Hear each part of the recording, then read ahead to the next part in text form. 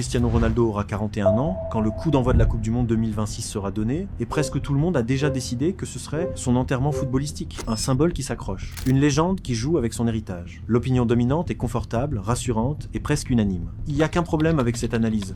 Elle confond l'âge biologique avec l'obsolescence footballistique. Cristiano Ronaldo, c'est incroyable qu'un champion de son niveau ne comprenne pas qu'à un moment, il faut savoir passer le témoin. Peut-être. Le débat autour de Ronaldo est devenu un débat sur sa personne, jamais sur les données. En analysant plusieurs saisons de données en sélection nationale, ce que peu d'observateurs ont cité, Ronaldo reste, à ce stade de sa carrière, le joueur le plus capé de l'histoire du football, avec stats à vérifier, environ 212 sélections, et son ratio but par match en compétition officielle avec le Portugal n'a pas chuté de manière structurelle. C'est pas de la nostalgie, c'est une métrique. Mais le vrai retournement n'est pas là, il est collectif. Le Portugal de 2026 n'est pas le Portugal de 2022. Vitinha s'est imposé comme l'un des meilleurs milieux relayeurs d'Europe en termes de progressive charisme et de volume de pressing. Gonzalo Ramos offre enfin un vrai pivot qui libère Ronaldo de ses obligations défensives, et Bruno Fernandes, replacé dans un rôle de meneur plutôt que de seconde pointe, retrouve une cohérence systémique que les clubs n'ont pas toujours su lui offrir. Ce Portugal-là n'a pas besoin que Ronaldo soit Ronaldo 2018, il a besoin qu'il soit utilisé correctement. La question n'est pas Ronaldo peut-il encore jouer à haut niveau. La question est, dans quel système Ronaldo devient-il à nouveau une arme tactique plutôt qu'un problème à gérer? Et c'est là que l'analyse devient intéressante. Roberto Martinez a progressivement orienté le Portugal vers un 4-3-3, un pressing modulable au bloc en phase offensive, repli en bloc médian compact dès la perte de balle. Ce système a une propriété précise.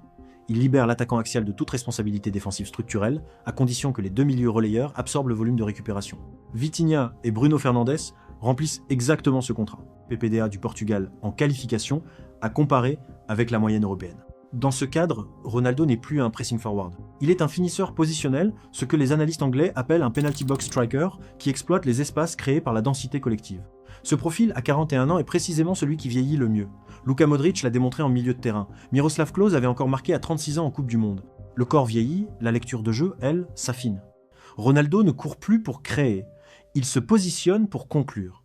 Et c'est une différence mécanique fondamentale que les commentateurs qui comptent ces kilomètres parcourus par match ratent complètement. Mon évaluation, et elle repose sur une lecture précise des dynamiques collectives. Le Portugal de 2026 présente pour la première fois, depuis 2016, une colonne vertébrale tactique cohérente de bout en bout. Diogo Costa, dans les cages l'un des gardiens les plus à l'aise dans les sorties en jeu court d'Europe. Ruben Dias comme organisateur défensif d'une ligne haute disciplinée. Vitinha comme métronome de la relance en 3-2-5 en phase de possession, et Gonzalo Ramos comme point d'appui qui fixe les défenses centrales, libérant les couloirs pour Rafael Leao et Bernardo Silva.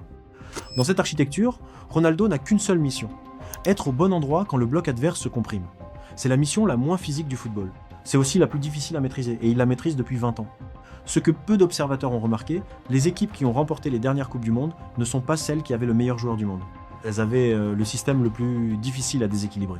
L'Argentine 2022 en est la démonstration la plus récente. Messi n'était pas le meilleur joueur du tournoi sur le plan athlétique. Il était le joueur le mieux intégré dans un collectif construit autour de ses forces résiduelles. Le Portugal 2026 suit exactement cette logique, pas un système pour Ronaldo, un système dans lequel Ronaldo a encore sa place précise, limitée, décisive. Un attaquant qui ne sert qu'à finir les actions n'est inutile que si les actions n'arrivent pas. Ce que ce Portugal révèle sur le football moderne est plus profond qu'une question d'âge.